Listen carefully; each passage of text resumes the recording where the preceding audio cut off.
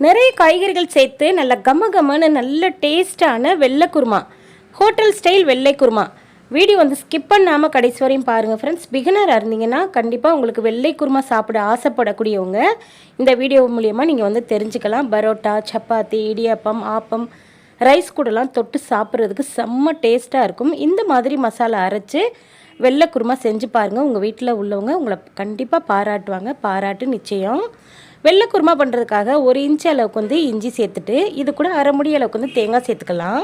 இது கூட 1 டீஸ்பூன் அளவுக்கு வந்து பார்த்திங்கன்னா கசகசா சேர்த்துக்கலாம். கசகசா உங்ககிட்ட இல்லைன்னா 2 டேபிள் ஸ்பூன் அளவுக்கு வந்து பார்த்திங்கன்னா பொட்டுக்கடலை சேர்த்துக்கலாம். 1 டீஸ்பூன் அளவுக்கு வந்து சோம்பு சேர்த்துக்குங்க. இது கூட பார்த்திங்கன்னா 5 பல்லு பூண்டும், காரத்துக்கு ஏற்ற மாதிரி கூடவோ குறைச்சோ நீங்கள் வந்து பச்சை மிளகாய் சேர்த்துக்கலாம். இதில் வந்து நம்ம வரமிளகாய் சேர்க்கக்கூடாது, அதே சமயத்தில் மிளகாய்த்தூளும் சேர்க்கக்கூடாது.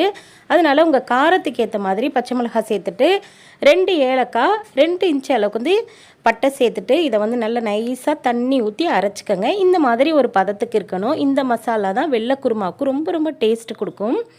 நான் இன்றைக்கி பார்த்தீங்கன்னா கேரட்டு, காலிஃப்ளவர், அதுக்கப்புறம் ஒரே ஒரு உருளைக்கிழங்கு, குடமிளகாய் உங்ககிட்ட இருந்துச்சுன்னா சேர்த்துக்கோங்க, இல்லைன்னா ஸ்கிப் பண்ணிடலாம். என்கிட்ட ஒரு குடமிளகாய் இருந்தது. இப்போது குருமா பண்ணுறதுக்காக கடாயில் 2 டேபிள் ஸ்பூன் அளவுக்கு வந்து எண்ணெய் சேர்த்துக்கலாம். எண்ணெய் நல்லா சூடானதுக்கப்புறம் இதில் வந்து அரை டீஸ்பூன் அளவுக்கு வந்து சோம்பு, முக்கியமாக கல்பாசி வந்து சேர்த்துக்கோங்க. இந்த அளவுக்கு கல்பாசி.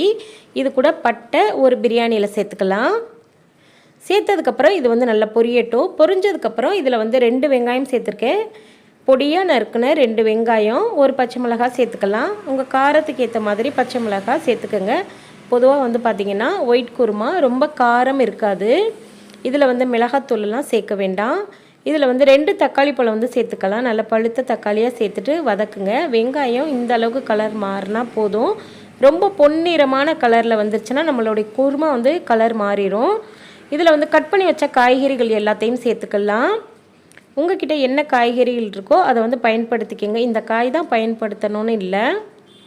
நான் வந்து காலிஃப்ளவர், பீன்ஸு, கேரட்டு, உருளைக்கிழங்கு, குடமிளகாய் சேர்த்துருக்கேன், காலிஃப்ளவர் சேர்த்துருக்கேன்.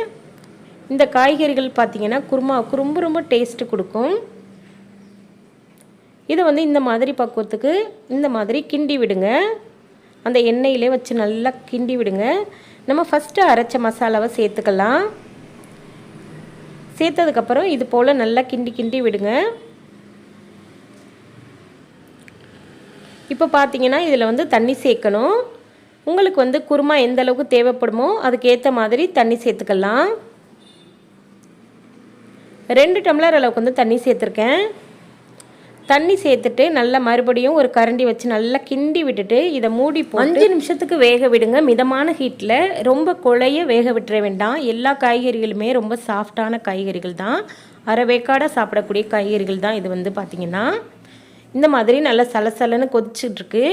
கொதிக்கும்போது இடைக்கிட இந்த மாதிரி ஓப்பன் பண்ணி நல்லா கிண்டி விடுங்க. பார்க்கும்போது எவ்வளோ அழகாக இருக்குது பாருங்கள், கலர்ஃபுல்லாக.